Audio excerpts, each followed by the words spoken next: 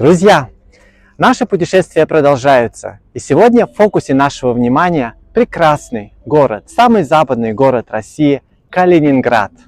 Я впервые в этом городе, и у меня будет только один день, чтобы получить первые впечатления о городе.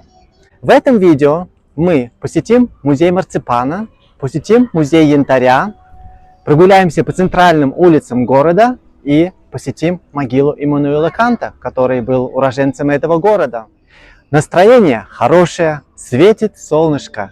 Я на родной земле. Давайте начинать нашу прогулку. А перед тем, как начать, не забудьте подписаться, поставить лайк этому видео, ведь алгоритм YouTube очень любит вашу активность. Тем самым вы поможете моему проекту. Поехали!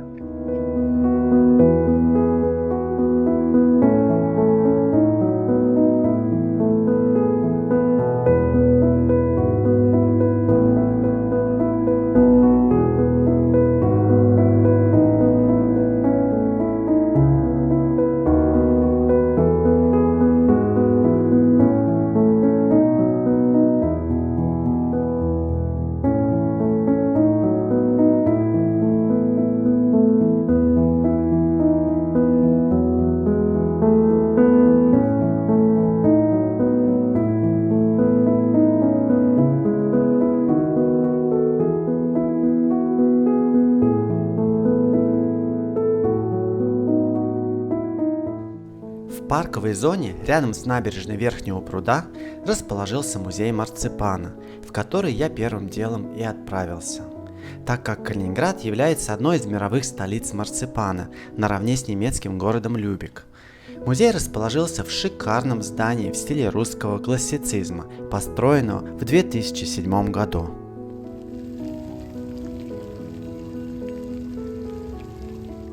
В музее вам расскажут об истории производства марципана в мире и в Калининграде, покажут образцы этого орехового лакомства со всего света. Ну а если говорить в целом про историю марципана, получается, что три города Таллин, Любек и Кёнигсберг считают себя родиной марципана. А объединяют все эти города тот факт, что ни в одном из них не растет миндаль. И мы для себя это объяснили что марципан мог появиться там, где действительно растет миндаль. Это у нас город Толедо в Испании и Палермо в Италии. В Италии выращивают миндальные рощи и празднуют праздник цветения миндаля. И вот в этих местах тоже есть своя легенда о том, как появился марципан. Слово «марциари», что означает «маршировать», что марципан продукт калорийный, его могли брать с собой в военные походы, и отсюда марципан, маршевый хлеб или хлеб в честь бога войны Марса. Но лично мне эта версия не очень нравится, потому что марципан всегда был дорогим продуктом, и у меня возникают сомнения, что простые солдаты могли позволить себе брать в поход марципан.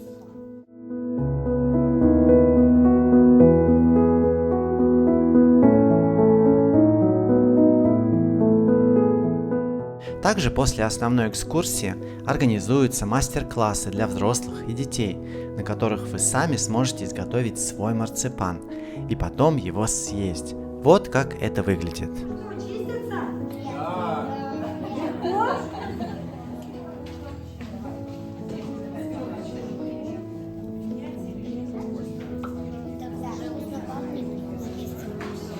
Я думаю, вот эти отпишут. Ой, смотрите, что получилось.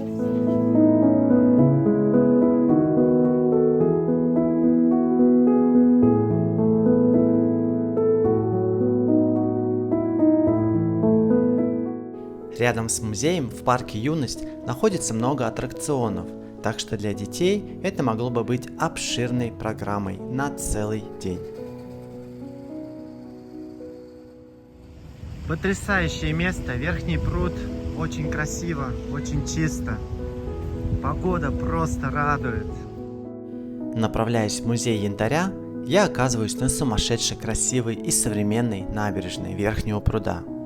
Здесь вы найдете детские площадки, велосипедные и беговые дорожки, можете взять лодку в аренду и отлично провести время.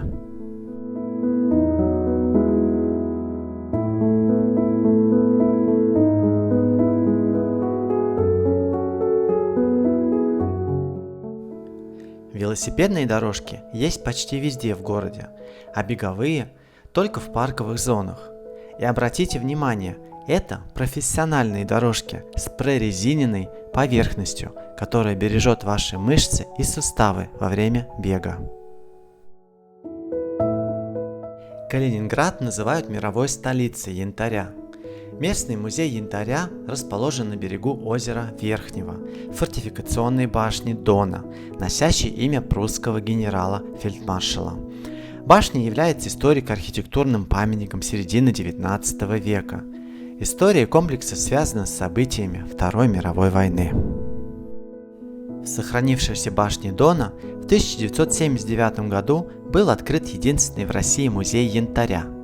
Янтарь – это окаменевшая смола древних хвойных деревьев, произраставших более 40 миллионов лет назад на современной территории Скандинавского полуострова. По воле естественных природных явлений основные залежи янтаря оказались у территории современного Калининграда. Экспозиция выставки расположена на 3 этажах здания. В музее находится самый крупный в России солнечный камень. Его вес 4 кг 280 грамм.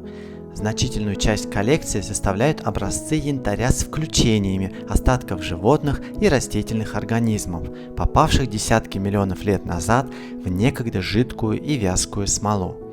Я по несколько раз рассматривал экспонаты невероятной красоты. Вот от этого солнечного янтарного света просто было невозможно оторвать глаз. Да? Потому что пластины, они могут просто обваливаться. Это вот, это прям вот, от этого никуда не денешься. То есть дерево и, скажем так, янтарь, они очень плохо контактируют между собой, на самом деле очень плохо. Поэтому вот, что происходит, может быть,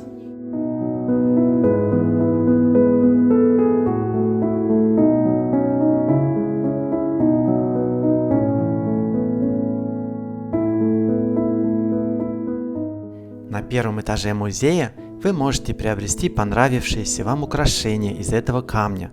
Здесь их очень много. В целом, если вы в Калининграде, то вы просто обязаны посетить этот музей.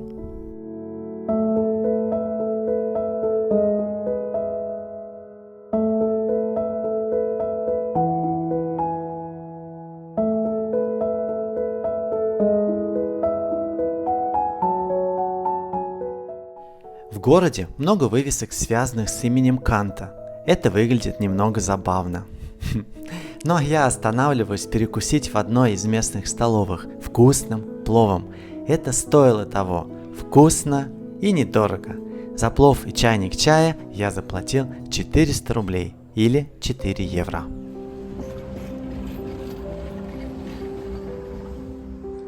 В этом городе жил и родился великий немецкий философ Иммануил Кант. Жалко, что у него не было отчества, например, Иммануил Иванович или Иммануил Петрович Кант. Это бы слушалось, наверное, еще более интересно.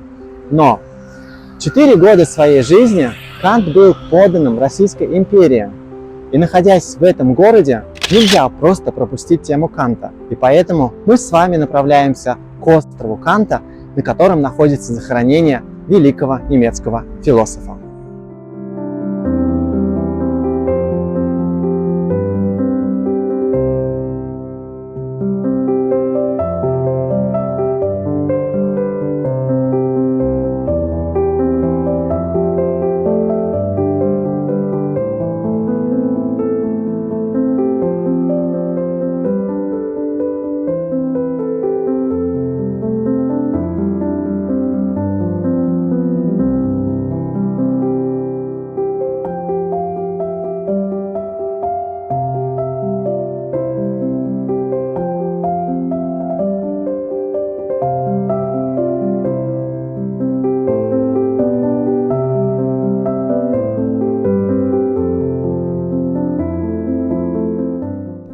Среди достопримечательностей Калининграда особое значение имеет остров Канта, он же Кнайпхоф, от немецкого «окруженный водой».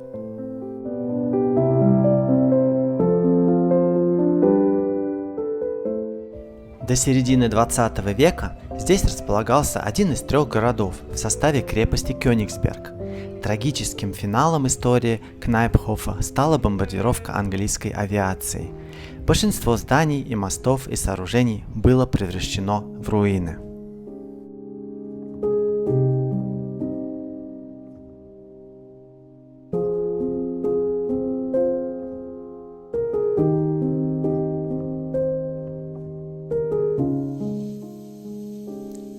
Став частью Советского Союза, Кнайпхоф долгое время оставался источником строительных материалов для восстановления Ленинграда.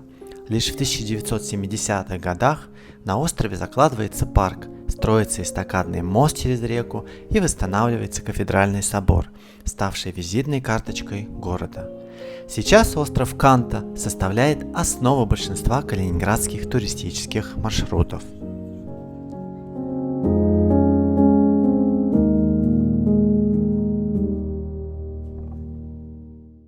На острове находится могила Иммануила Канта. В общем, сейчас остров – это одно из мест притяжения в городе, где можно не только насладиться историческими ценностями, но и просто приятно провести время, гуляя по красивому парку, слушая уличных музыкантов и перекусывая в кафе, которых везде очень много.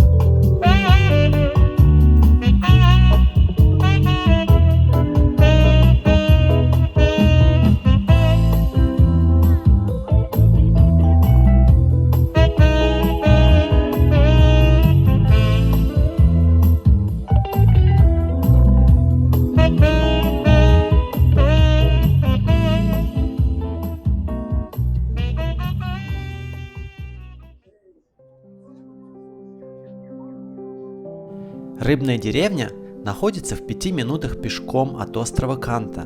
Это такой туристический район, представляющий собой городской квартал, застроенный современными зданиями в архитектурном стиле, имитирующем довоенную застройку Кёнигсберга. Одним словом, там мы видим типичный образ немецких городков.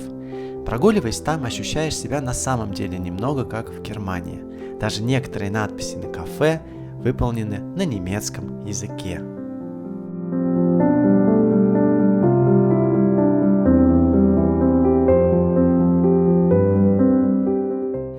Там можно подняться на башню Маяк за 150 рублей и увидеть этот район с высоты. Мне очень понравилось.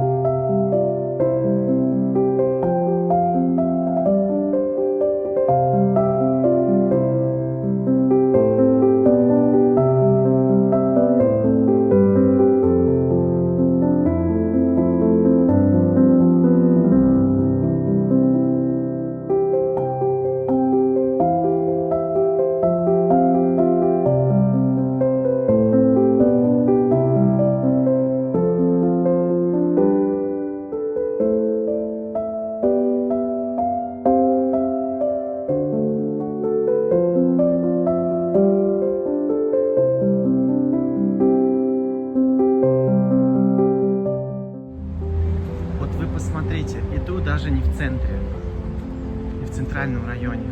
На улице вы видите хоть где-нибудь мусор, хоть бумажка, чтобы где-то валялась. Чисто. Там на дороге брусчатка, здесь плитка, все чисто. Даже вот я иду совсем не в центре, но хоть одну бумажечку, видите? Ни одной бумажечки, ни одной мусоринки. Везде велосипедные дорожки. Низкие бордюры для удобства передвижения и чисто. Нет наркоманов и бездомных со шприцами, от которых ты, идя по улице, просто шарахаешься в Германии, во Франции или в Италии. Недавно был на Сицилии, в Палермо, и почти весь город выглядит примерно вот так. Вот посмотрите и сравните, что, где и как в 2024 году.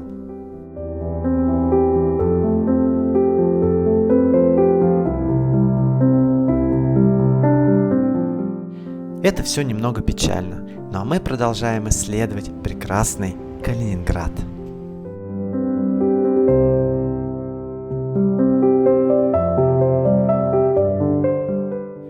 Монумент «Мать Россия» был установлен в ознаменовании образования Калининградской области в составе России. Это также приятное место для встреч, где есть фонтан, лавочки и очень много зелени.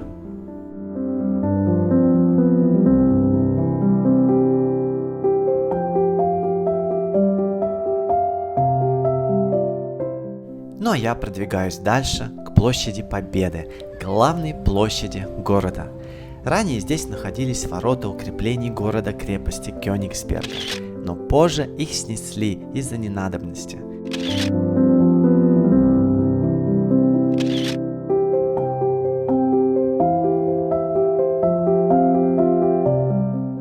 Сегодня площадь – это большой транспортный узел. Это огромная территория с великолепным фонтаном, зеленью, взмывающимся к небесам, собору и триумфальной колонной в центре площади. Друзья, ну и подводя итоги сегодняшнего дня в Калининграде, хочется сказать, что город произвел очень хорошее впечатление. Здесь чисто, здесь красиво, здесь разнообразно, люди очень общительные. Устроители города подумали о доступной среде. В общем, на первый взгляд, здесь есть все, что необходимо для комфортной, нормальной, доступной жизни. Конечно, для полных впечатлений одного дня здесь недостаточно. Нужно провести, я думаю, 2-3 дня здесь, как минимум. Нужно съездить к морю, покупаться и исследовать пригород. Там есть очень много интересных мест. Ну а мне нужно потихоньку заканчивать это видео, в котором я постарался передать свои чувства. Чувства человека, который впервые оказался в этом городе, в этом прекрасном городе. Надеюсь, вам это будет по душе. Ну а в качестве благодарности буду рад вашим лайкам, подпискам и рекомендациям моего канала. Всем огромное спасибо. Пока-пока.